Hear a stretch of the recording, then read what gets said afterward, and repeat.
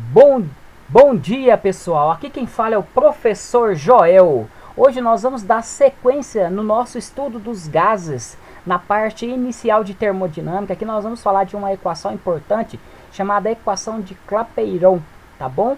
Então, na nossa aula de hoje, nós vamos estar tendo esse tema, no qual, o que seria a equação de Clapeyron? A equação de Clapeyron, ela foi encontrada a partir de alguns princípios estudados por outras pessoas, como por exemplo a lei de Boole, chamada também lei de Boole-Mariotti.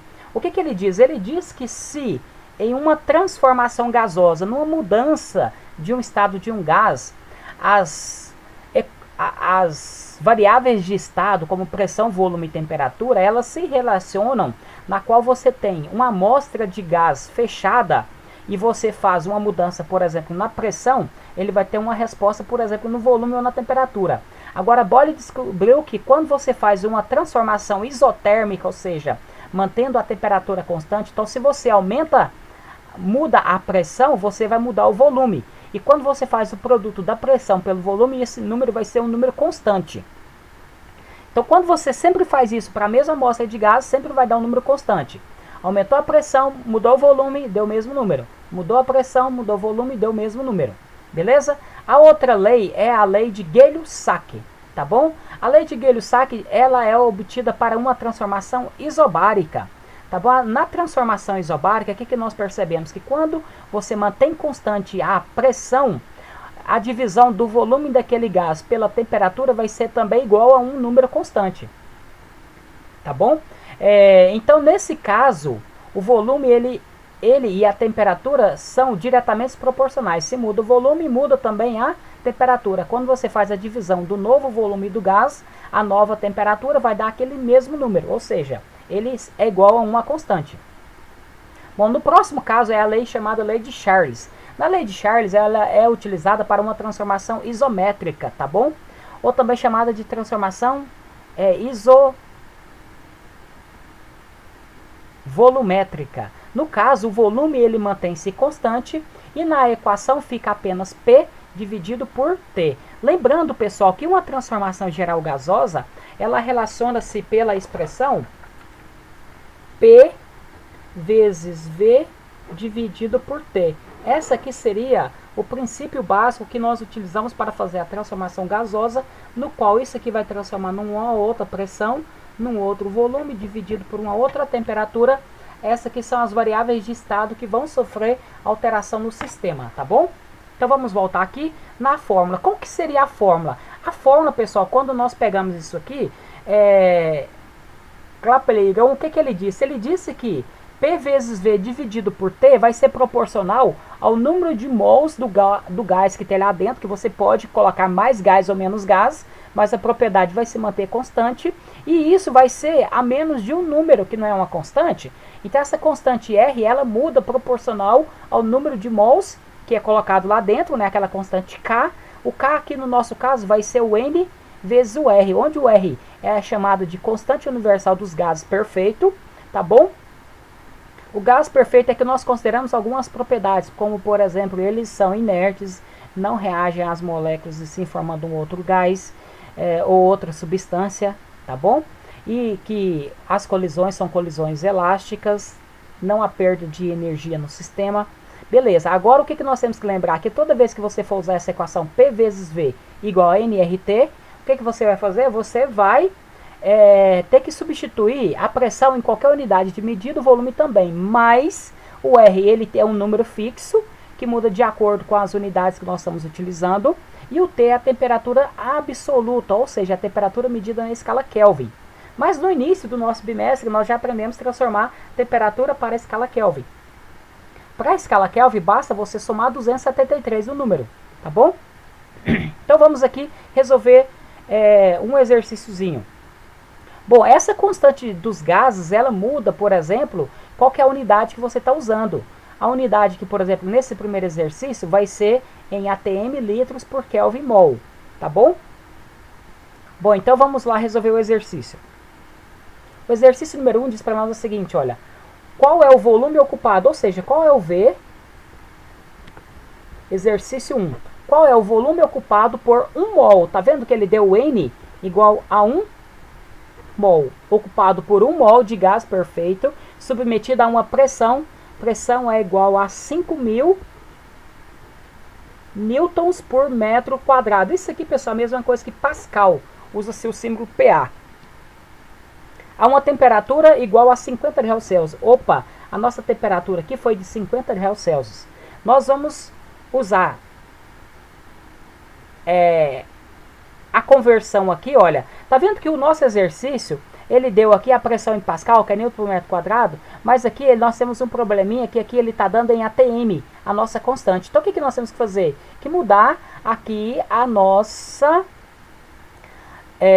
pressão que foi dada aqui em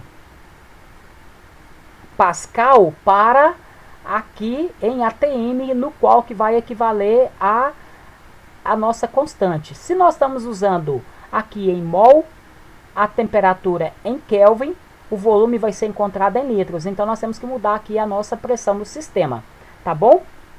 Então vamos lá resolver o exercício. Então eu vou anotar aqui os dados. Eu sei que 1 ATM é igual a 100.000 newtons metros quadrados. E que ele pediu para usar a constante R igual a 0,082 ATM vezes litro por mol Kelvin. Então, beleza. Vamos lá, então, resolver o exercício. Então, aqui eu retirei os dados. Agora, o que nós vamos fazer? Nós vamos utilizar-se a fórmula. Qual que é a fórmula?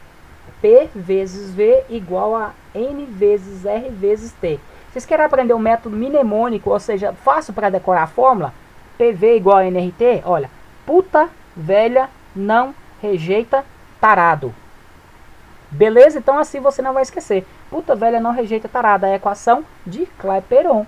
Beleza? Então olha, para me fazer isso aqui, a pressão ela tem que estar em ATM. Se ele deu a pressão em Pascal, nós vamos fazer uma regra de 3, olha. 1 ATM equivale a 100.000 newtons por metros quadrados. E eu tenho aqui a pressão de quanto? 5.000 newtons por metro quadrado. Vou encontrar em X ATM. Olha, a princípio eu já posso cortar 3 zeros aqui e cortar 3 zeros. X vezes 100, 100x igual a 5 vezes 1, 5. X é igual a 5 dividido por 100.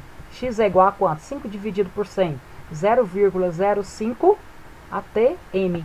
Então aqui nós vamos substituir os valores, olha, 0,05 vezes o volume que nós vamos descobrir, vai ser igual a N, que é 1, vezes R. Agora eu vou usar esse número aqui que ele deu, 0,082 vezes T. Qual que é a temperatura? Bom, a temperatura para a escala Kelvin é a seguinte, TK é igual a TC mais 273. Essa é a relação de conversão.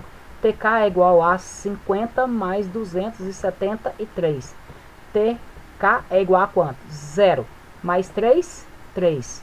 5 mais 7 é quanto? 12. 2 vai 1. Então vai ficar 323 Kelvin. Então nós vamos colocar aqui 323 Kelvin aqui na fórmula. Beleza? Então para agora terminar a resolução, o que nós precisamos? Encontrar esses valores aqui em cima, que vai ser o 1 não precisa colocar, vezes 0,082 vezes 323. Esse valor aqui deu quanto? Deu 26,486. Aqui do outro lado tem o V. O 0,5 que está multiplicando passa dividindo. 0,05 dividido por 0,05 igual a 500. V é igual a 529,72 litros. Essa aqui seria a resposta nossa, tá bom? Então vamos voltar lendo o nosso slide. Aqui, olha, 529,72 litros. Beleza? Então aqui nós resolvemos, né, essa equação chamada equação de Clapeyron. Bom, pessoal, uma outra propriedade que nós utilizamos muito falar em termodinâmica é chamado de energia interna. A energia interna, ela soma todos os tipos de energia que tem no sistema. Energia cinética, energia de potencial, energia de ligação, energia nuclear entre os núcleos atômicos. Tá bom? Então nós chamamos tudo isso de energia interna. A variação de energia interna, depois nós vamos estudar lá nos princípios de termodinâmica. Nas leis de termodinâmica nós vamos encontrar como que varia a energia interna de um sistema em termodinâmica. Bom, a energia interna ela é calculada também a partir daquela constante. A energia interna dividido pela temperatura vai ser 3 meios daquela constante, N vezes R. Tá bom? Então aqui ficou, né, mais fácil para a gente resolver. Então se o U é igual a 3 meios de N vezes RT. Bom, aqui o que nós temos que saber? Quando nós mantemos constante o número de mols, nós podemos aplicar essa propriedade aqui no sistema. Agora o que nós vamos observar é o seguinte, essa energia ela pode aumentar, pode diminuir, pode ser zero no sistema. Ou seja, quando houve um aumento de temperatura, a energia interna ela aumenta, é maior que zero, positiva. Quando há uma diminuição de temperatura, a energia interna diminui, ela é negativa, menor que zero. Quando não há variação na temperatura do gás, não há energia interna, ou seja, ela não aumentou nem diminuiu. A variação de energia interna não teve. Nós vamos falar que a energia do sistema permaneceu constante, inalterada. Beleza? Aqui agora, né, vai mostrar para nós, a partir da equação de Clapeyron, como que nós podemos encontrar, por exemplo, a energia interna em função da pressão e do volume. Se você tem que PV é igual a nRT e que U é igual a 3 meios de nRT, esse nRT você vem aqui na equação e substitui ele aqui na fórmula, tá vendo? Vai ser igual a PV, então fica P vezes V. Essa aqui é uma outra versão da fórmula que você poderia estar utilizando. Beleza? Então aqui vamos resolver mais um exercíciozinho para encerrar nossa aula de hoje. Então, olha, é o seguinte, o exercício número 2, ele fala assim para nós o seguinte: qual é a energia interna de N igual a 1,5 mols de um gás perfeito na temperatura T igual a 20 graus Celsius e a constante R é igual a 8,31. Tá vendo que aqui agora ele deu foi Joule por Kelvin vezes mol, ou mol vezes Kelvin, a ordem até que não importa. Vou trocar a ordem aqui, porque não importa a ordem da unidade, tá bom? Então, olha, nós vamos aqui agora resolver esse exercício. Bom, ele quer saber qual é a energia interna, qual que é o U do sistema. Bom, para encontrar o U do sistema, eu vou voltar aqui e mostrar para vocês as fórmulas que nós temos. Qual que é as fórmulas que nós temos? Nós temos que U é igual a 3 meios de N vezes R vezes T. E temos que U é igual a 3 meios de P vezes V, que é a outra fórmula aqui que nós poderíamos estar utilizando também. Qual das duas que nós vamos utilizar? Bom, nós vamos olhar aqui o seguinte, ele deu temperatura, deu mols e deu R. O único problema nosso aqui, pessoal, para nós encontrarmos a energia em Joule, a nossa temperatura tem que estar em Kelvin, então basta somar 273, que vai ser quanto? 293 Kelvin. Agora, substituindo, então, nessa fórmula aqui que nós temos o tempo, e não temos aqui o V nem o P, o que nós vamos estar fazendo? Então, nós vamos substituir aqui em U igual a 3 meios de N vezes R vezes T e substituir os valores. U vai ser igual a 3 meios vezes N, que é 1,5 mols, vezes o R, que é 8,31, vezes o T, que é 293. O U vai ser igual a quanto? Faça a multiplicação de tudo. 3 vezes 1,5 vezes 8,31 vezes 293 dividido por 2. Fazendo essa continha aqui, nós vamos encontrar que a energia interna vai ser igual a 5.000, vou até mostrar aqui a calculadora para vocês, 5.478,36 joules. Se o exercício tivesse dando, por exemplo, em kilojoule, esse quilo aqui, ele representa 10 ao cubo. Você tem que dividir esse número por 1000, então vai ficar 1, 2, 3, vai ser 5,47836 joule. Então, você pode arredondar, falar que isso aqui, olha, vai ser aproximadamente igual, o U vai ser aproximadamente igual a 5,5 kJ é a resposta, tá bom? Beleza, pessoal? Aqui nós encerramos a nossa aula de hoje, tá bom? Um abraço a todos. Tem uma atividade avaliativa para vocês resolverem. com relação a esse conteúdo que é chamado de segunda atividade avaliativa do segundo bimestre, tá bom? Um abraço a todos e até a nossa próxima aula. Valeu!